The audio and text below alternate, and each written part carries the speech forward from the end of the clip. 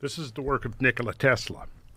And he was, again, this is way too much for us to get in today. That's why we need to devote a whole session to talking about this. Okay. But this is, this was the inspiration. You know, his work was suppressed. A lot of his patents were taken, sealed up by the U.S. government for whatever reason. I don't know. But this is some of the stuff that's now being developed using his ideas plus some of the others. This is the man I've been talking to for the last 7 years. Malcolm Bendall? Yes. And again, I don't want to get into it today, but like, here's an example of what they're doing. This is a generator that has no moving parts. It's all based on geometry, pure geometry. Mm-hmm. And here's the basic idea, as I think I understand it at this point. Resonance frequencies. Everything vibrates. Have you ever, like if we had an electric razor, we plugged it in, turned it on, set it on this table, it's going to move around, isn't it? You ever seen that? Yeah. That's the beginning of the concept because it's vibrating. Everything vibrates at a frequency, and if you know that frequency, you can control things. And I think that's the basic idea of what we're looking at here. And it's all based upon the ancient numbers. And they're developing technologies right now, and they have been.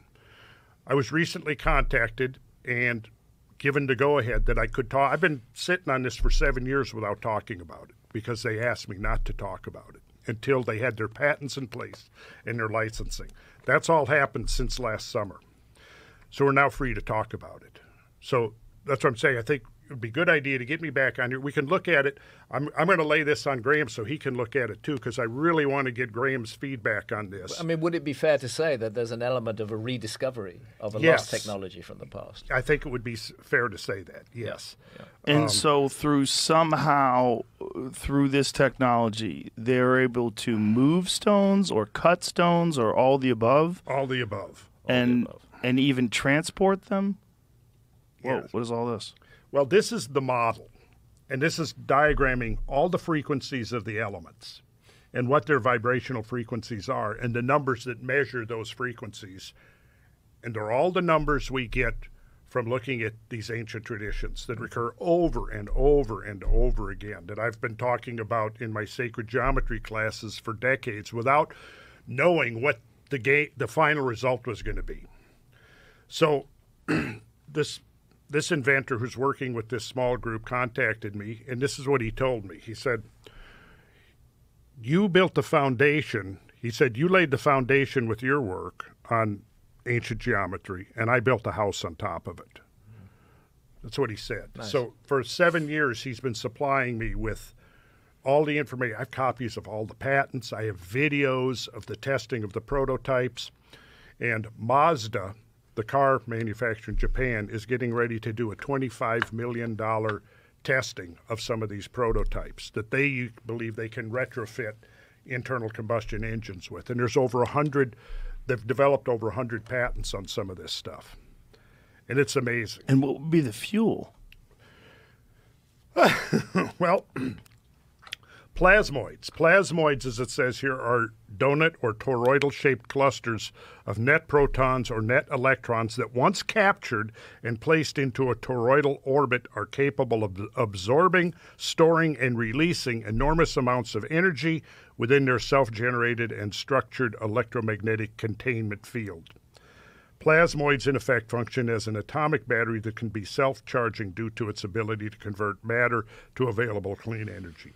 So it's a lot to get into, and I think it would take us kind of off what we're here to talk about today. At least what's promising is that there is some, at least, research or understanding. And it's actually quite mature at this point. And in order to avoid the kinds of fate that befell Tesla and Reich, Robert Oppenheimer, Victor Schauberger, and so many others that were working in these fields, all kind of converging on this same insight.